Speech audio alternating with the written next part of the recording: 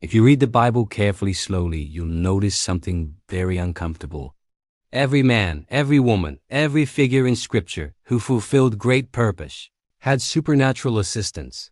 Abraham, Moses, Joshua, Gideon, Daniel, Elijah, Mary, Peter, Paul, and yes, even Jesus himself. Angels appear again and again around moments of destiny. So today we are asking a serious question. Is greatness in Scripture ever achieved alone? And if not, what does that mean for us today? Let's settle something before we go further. Angels are not decoration in Scripture. They are not poetic imagery. They are not spiritual folklore. The Bible introduces angels in Genesis and never dismisses them, even in Revelation. Hebrews says they are ministering spirits sent forth to minister for those who will inherit salvation. Notice the language, sent forth. Angels are dispatched by God to assist His purposes in the earth. So when angels show up repeatedly around great exploits, we are not seeing coincidence. We are seeing pattern. The first pattern is this: angels often appear at the beginning of a divine assignment. When destiny is about to be activated, heaven often speaks first. Moses was not looking for leadership. He was hiding.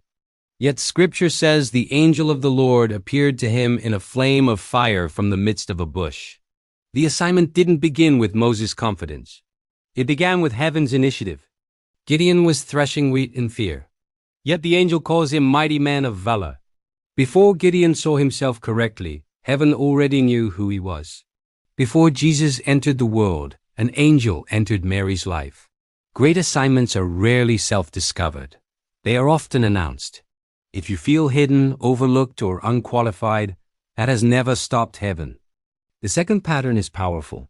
Angels appear to confirm promises and guard covenant. God does not just speak promises. He assigns protection to them. Angels appear to Abraham to reaffirm the promise of Isaac. Later, an angel stops Abraham from sacrificing Isaac and restates the covenant blessing. The promise was so important that heaven intervened twice.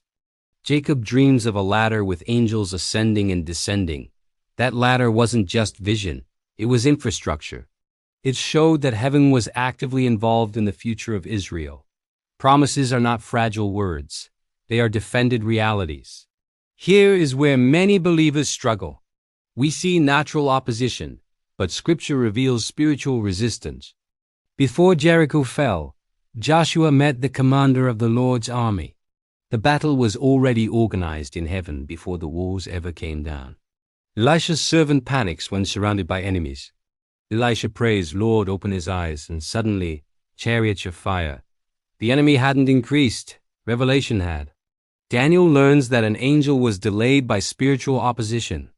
This teaches us something uncomfortable but vital. Some delays are not denials, they are conflicts.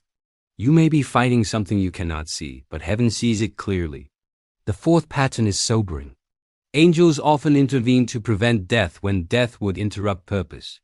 The lions' mouths are shut for Daniel, not by courage, but by angelic intervention. Peter was chained, guarded, imprisoned, yet an angel appears. Chains fall when heaven decides destiny must continue. Joseph is warned by an angel to flee Herod. Jesus did not survive infancy by chance. Heaven preserved the Redeemer.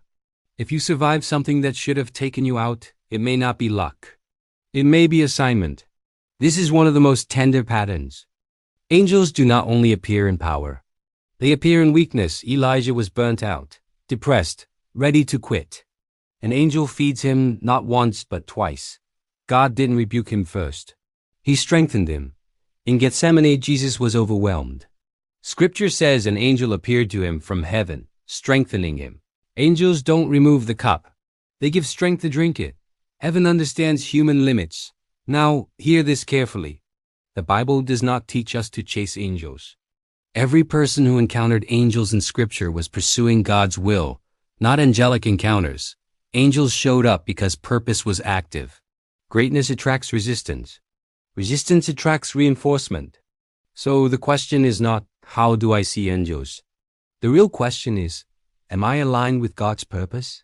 Because when obedience aligns with destiny, heaven responds. In part 2, we're going deeper. Why Jesus had legions of angels available but refused to call them. Subscribe. Stay with this series.